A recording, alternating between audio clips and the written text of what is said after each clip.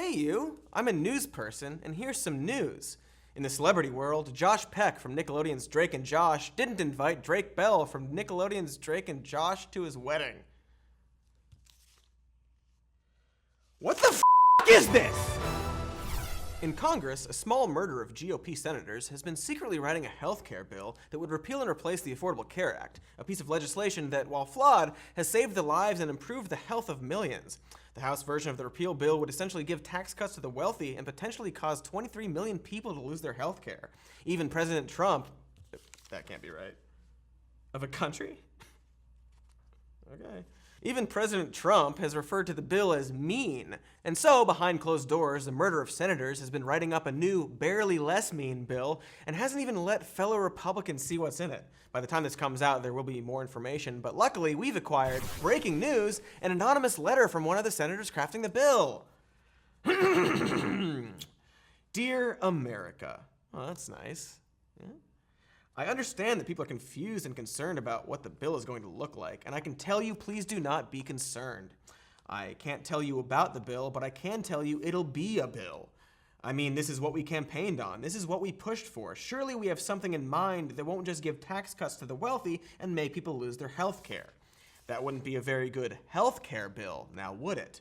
So you might be asking, why have we been hiding it then? Because why hide something you're proud of or something that's, you know, good?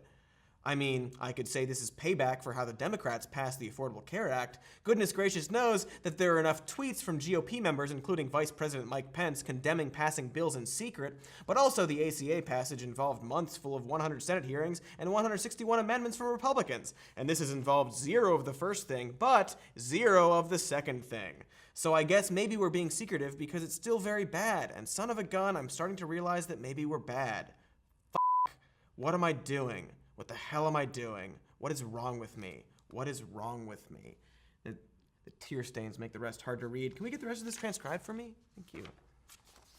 Here's some news. Travis Kalanick, tech bro, pioneer of disruption, general scumbag, and CEO of Uber, has stepped down as CEO, disrupting his ability to have a job. He is currently hanging out in an UberPool of his own tears.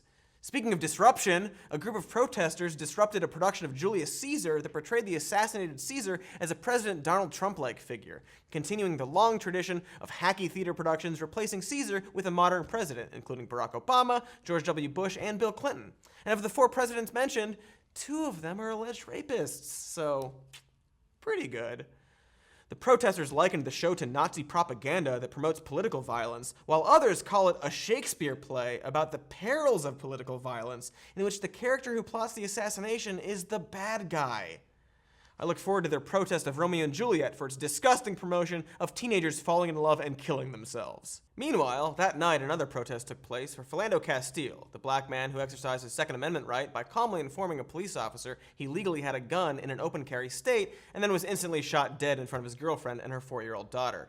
The really good and well-trained cop did a great job of flipping the f*** out for no reason and so was found not guilty of murder by cop with gun. The dashcam footage was released and it's super f***ed up, and sorry there are no jokes about this gross miscarriage of justice, but at least a few days later, Seattle police shot and killed a pregnant woman who called about a possible burglary at her home. The cops claimed she had a knife, and so they shot her with bullets, instead of the taser version of a gun, the taser. We sure do shoot each other a lot.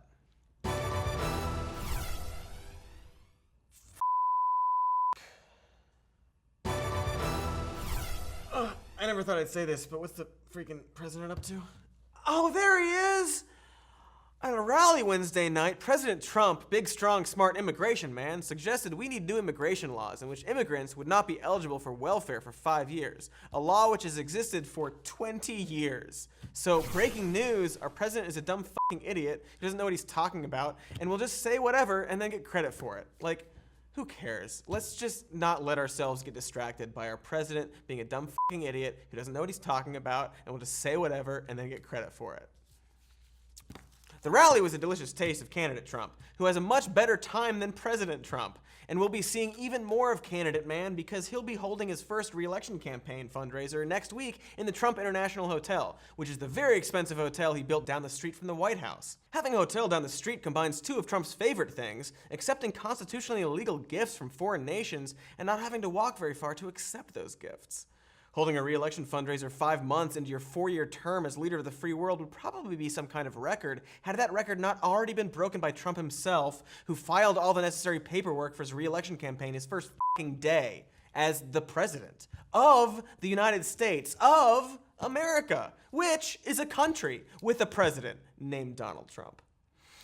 Proceeds from the event will be split evenly between Trump's re-election campaign and the Republican National Committee, and by proceeds, I mean donations.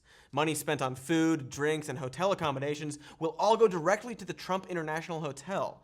This may look like a flagrant violation of the Constitutional Emoluments Clause, and it is, but don't worry, every dollar earned by the Trump Hotel will go directly to the corporation Trump created to hold the hotel's lease while he's in office, Trump Old Post Office LLC, which definitely wasn't a throwaway name thought up at the last minute to get around constitutional law, and Trump Old Post Office LLC definitely won't be dissolved the instant Trump leaves office, and all that money they're making off of being the president of the United States' official hotel definitely won't find its way into Trump's gigantic butt pockets the second he's no longer commander-in-chief.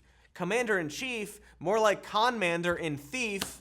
Anyway, maybe we shouldn't come down on Trump so hard for throwing a fundraising party at the hotel he owns down the street from the White House. I mean, maybe he just wants to have a proper birthday party since his actual birthday was terrible. You may remember from last week's episode and last week's The World that Trump's birthday was completely ruined by being given the gift of being investigated for obstruction of justice, which is a crime. And I think after all this, the president deserves a chance to get a real birthday present, like millions of dollars of tax-free money. It's his favorite. Speaking of rich fucks getting even more rich fuckier, how's that tearsuck letter from the senator coming? Oh, good. What is wrong with me? What is wrong with me? I mean, sure, this new bill will kick fewer people from their health care than 23 million, but it will still be a lot of people. And we're cutting Medicaid expansion, especially if you're a pregnant woman, and I guess I just don't understand why it's so hard to get to a point where we can agree that if a government can, a government should take care of its citizens and help keep them alive. Almost every other developed nation in the world has some form of universal health care, so when people hear the idea and say, oh, you want a magical utopia where gumdrop kittens money? No, I'm talking about in Canada. Most countries. Taxes pay for fire and police and defense and war and fighting terrorism because it's right there in the Declaration of Independence. We have the right to life, liberty, and the pursuit of happiness. The government should keep its citizens safe and alive. And as an anonymous senator who thinks maybe I've been doing a bad job, it doesn't feel like that's what we're doing because you know what kills the most people? Diseases. Most of the things that kill people? Diseases. But we won't help because of some vague idea that people should pull themselves up by their own bootstraps, which is a phrase that was invented to point out how silly that idea is. You can't pull yourself up by your own bootstraps. It's impossible. Human beings didn't survive as a species because of survival of the fittest. We survived because we were collaborative and we help each other, and getting sick can ruin a person's life. So can dying. It takes away your liberty and your ability to pursue happiness. And as an anonymous senator who's starting to think that maybe I'm the bad guy, if we're not going to agree that a single-payer healthcare system is a good idea like every other developed nation, and also President Donald J. Trump in his book, The America We Deserve, then at least stop me and my colleagues from destroying people's lives for the purposes of enriching the already wealthy. There are already protests going on in and outside Mitch McConnell's office. You can see really fun footage of police dragging people out of their wheelchairs and away. So call your Republican senator. Hey, maybe it'll be me, an anonymous Republican senator, and tell them to oppose the bill. Call your Democratic senator and tell them to do everything they can to stop this bill from going through, including withholding consent and filibuster by amendment. Maybe it'll work, maybe it won't, but as an anonymous Republican senator who's just now realizing that, whoa, maybe I'm actually killing people, you have to try. And it sucks because the pharmaceutical industry and insurance companies are basically writing this bill, and they also basically wrote the ACA, and everyone is failing us, and they're all in the pocket of the fossil fuel industry or the pharmaceutical industry or some other people who I'm starting to think are also bad, like me, and it would be great if we were all in the pocket of, like, good stuff. Anyway, Medicare for all. Sincerely, Ted Cruz.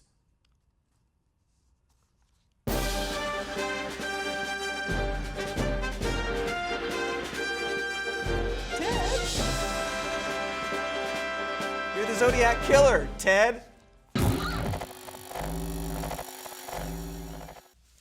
Hey everybody, thanks for watching that video. If you want to subscribe to our channel, click the big C in the middle. And if you want to get notifications on new videos, click the bell icon.